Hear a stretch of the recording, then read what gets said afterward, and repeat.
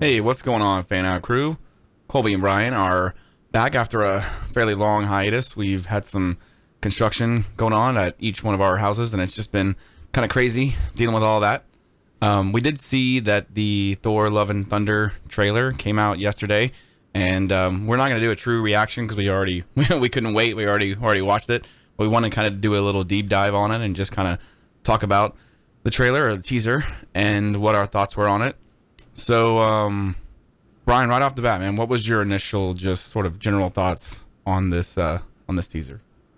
It feels like a hybrid of Thor Ragnarok and Guardians of the Galaxy, Yeah, like totally. in tone and personality Yeah, and cast. even with the music choice, like the I could totally see that song being played in a Guardians movie.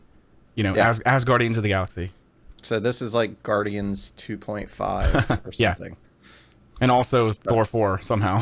So it's some Yeah. kind of you nailed it with the hybrid thing. So Yeah. overall though, I mean, like, are you excited for it, or what's your Oh yeah. what are you looking forward to? I mean, so Thor Ragnarok is one of my favorite Marvel movies to date. Yeah, me It's too. really fun and super rewatchable, which is my big thing that everyone always teases me about. But you can watch that movie on repeat, and it's funny every time.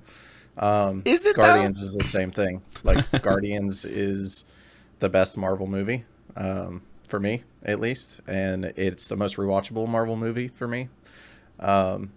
So Yeah, I bringing love those two Ragnarok, man. universes together is really fun. Yeah, Ragnarok was just such a breath of fresh air for Thor, and the whole, just stoic nature of his character from the first two Thor movies to the Avengers films, and then he just sort of awakens in that movie, and I just really liked what Taika Waititi did, and I'm super excited that he's directing this film.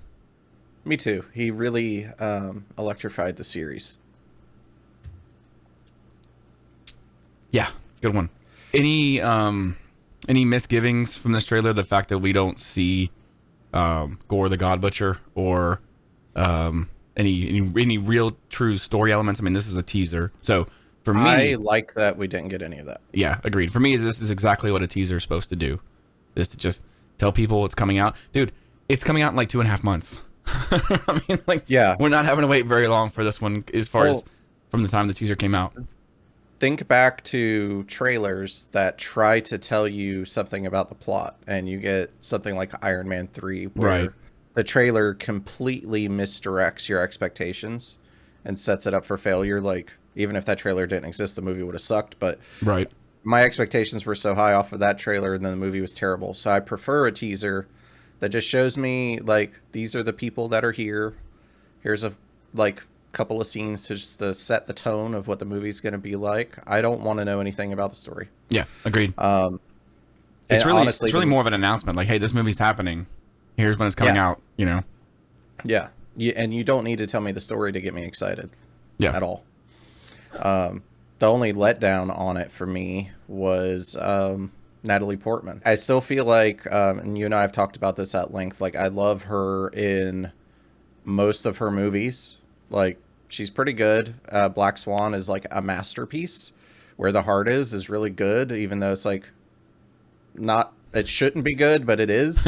But in the Thor movie, she just always seemed like she didn't want to be there. And I don't know if that was just how she decided to act out this character, or if she just really didn't want to be there. And that's kind of still the way she looks in costume. So I don't know. Yeah, I mean, we only get a small glimpse of her, though. I mean, I'm totally going to reserve judgment on that one. I hope that she kills it in this movie. I have no idea how big of a role she's going to play. I mean, it's my understanding that they're really leaning into the cancer story from the comics and stuff like that. So I'm really hoping that she's going to bring it for this one.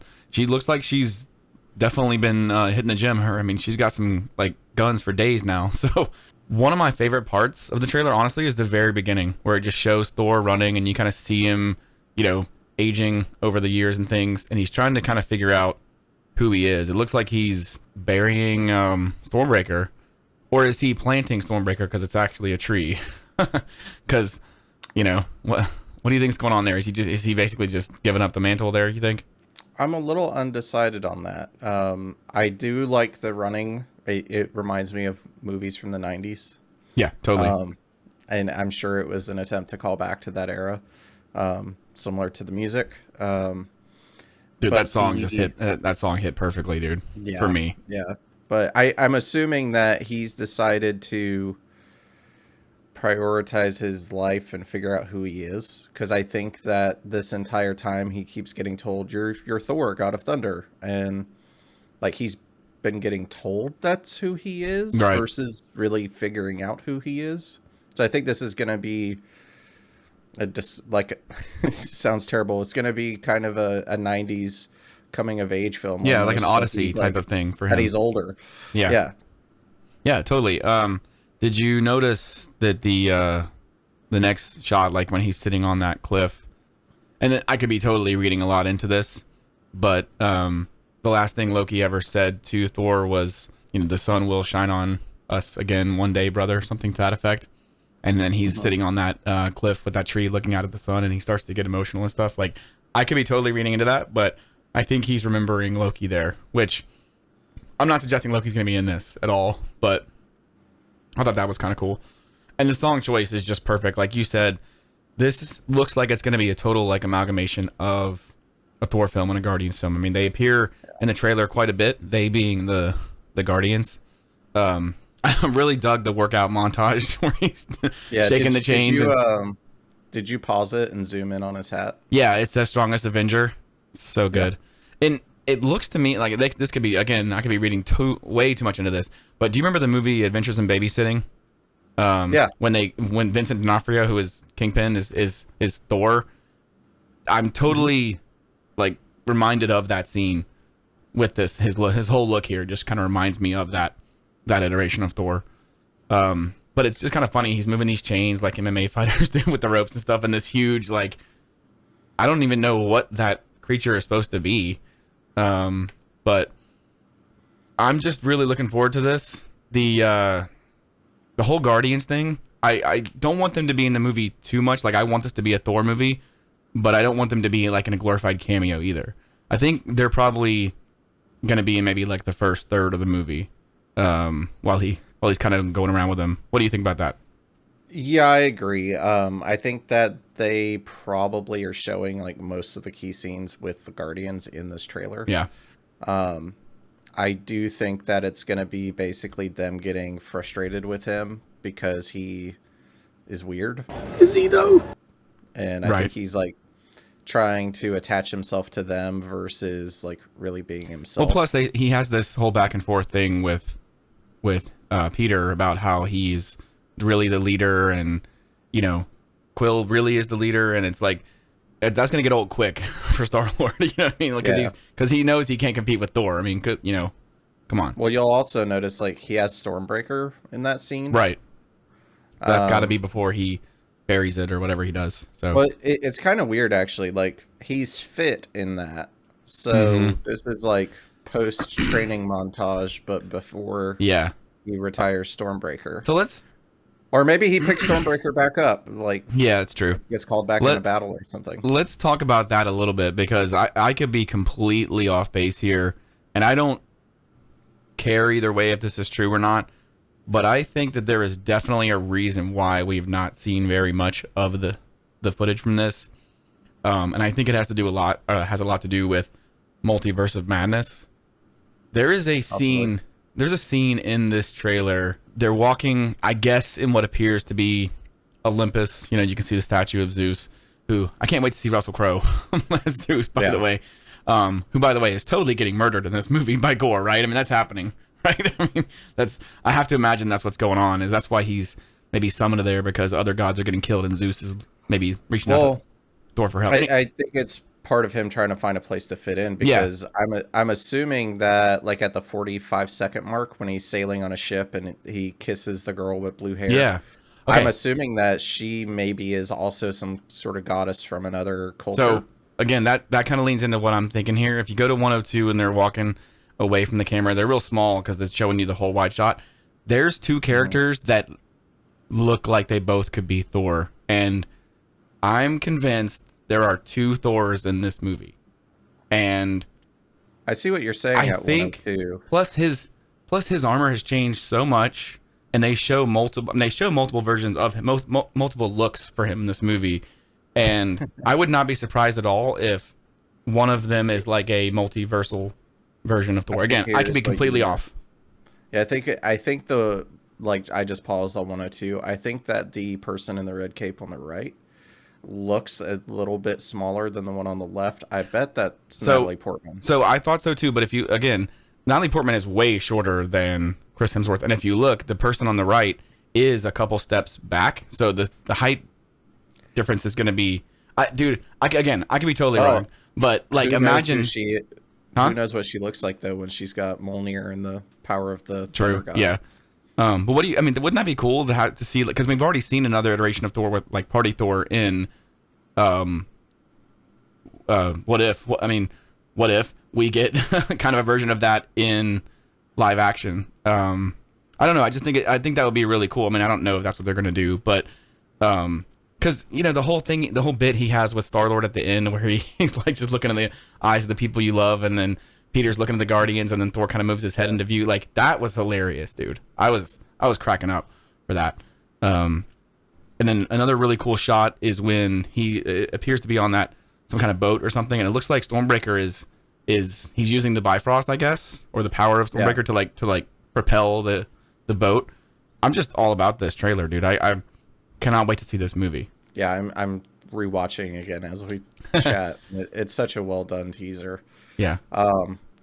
I really actually hope that like if they release an actual trailer, I may skip out watching it. I think they're definitely going to. What I don't want them to do is like, because this trailer has a completely, I'm going to say, Ragnarokian tone to it. Like this feels like just a direct sequel to Ragnarok, right?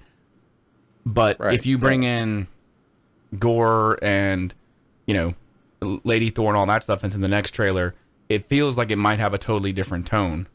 So I don't, because I want to see this movie based on the teaser that I saw. I don't want it to be all, I mean, obviously there's going to be some parts that are serious and dramatic and stuff like that, but I think I may agree with you. If it comes out, I don't know that I'm going to want to watch it, even though that sounds crazy because I usually really, immerse myself in these trailers, but like I just want this movie to be out already. Right. I think it's gonna be so damn good. It comes out when? 2 months from now? July. It just says July 2022. So yeah, okay. It comes out in July. So 2.5 months. I mean, I think that there's a reason why they delayed showing this. Because I think that things are going to happen in Multiverse of Madness that may lead into this film.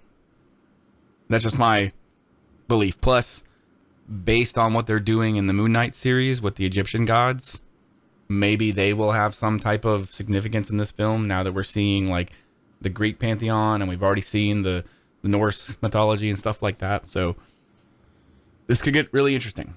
Yeah, I actually do really like that they are kind of diving into some of the other like mythologies as far as gods and different cultures go with the Egyptian gods and Greek. Yeah, I mean they did a little bit of it in Black Panther with Bast, the Panther god in the very beginning and stuff like that. And they've talked about, I mean obviously we had Thor, the Frost Giants, that whole thing, the narration that Odin's doing. So we've seen some of that, but it's nice to kind of like see different versions of it. And it is, I mean, the Eternals kind of in a way did that too with the Celestials. I mean, they might as well be gods, Yeah. So, yeah, I'm looking forward to this, man. I can't wait. Yeah, I don't know. I think the only thing I worry about in this is going to be Natalie Portman. She's the only question mark I have. I want her to do well. I hope that she steps it up a notch. I'll give her the benefit of the doubt. I think Taika is the right director because, I mean, you saw what he did with Chris Hemsworth. He saw something in him. He's like, look, this guy has really good comedic timing. Like, I feel like he can get the best performance out of Natalie Portman. I mean, she's won an Academy Award, hasn't she? I'm sure. Or I'm at sure least, she won all kinds of stuff for Black Swan. yeah, I'm pretty sure at least nominated. I could be totally wrong on that, but yeah, I just want this movie to come out. I said the entire time leading up to Phase 4 that Thor: Love and Thunder was my most anticipated project. Moon Knight being number 2, and that hasn't changed. I mean, this just made it even more exciting for me. Dude, I want this movie to be out. It's not that far away. It'll be July before we know it. We'll be obsessing over Doctor Strange for 2 months. We'll get to watch that, and then discuss the craziness that's going to happen in that inevitably, and then by the time that boils down, we'll be able to watch Love and Thunder. So I just hope Hulk shows up in some capacity, like real Hulk, like and goes nuts and starts smashing people. I want to see that again. Wouldn't it be funny if the Hulk was like, "You're not the strongest Avenger anymore, fat boy," and that's like what spawns all of the getting. That's the catalyst that like makes him like. I'm calling it now. If it happens, it was my idea. All right, guys, thanks for joining us for this. Just something cool about the channel. This actually is our 1-year anniversary. We started this channel a year ago on 420. That was a total accident. make of that what you will. But thanks for sticking with us for this first year. We definitely are moving forward with the channel. We just had too many things in our personal lives going on right now to really have a lot of content. So look forward for some more videos. Brian and I both have been working on some pinball content for both of our machines. So look out for that. Leave us a comment. All that good stuff. And as always, fan out. Fan out, guys. See you guys.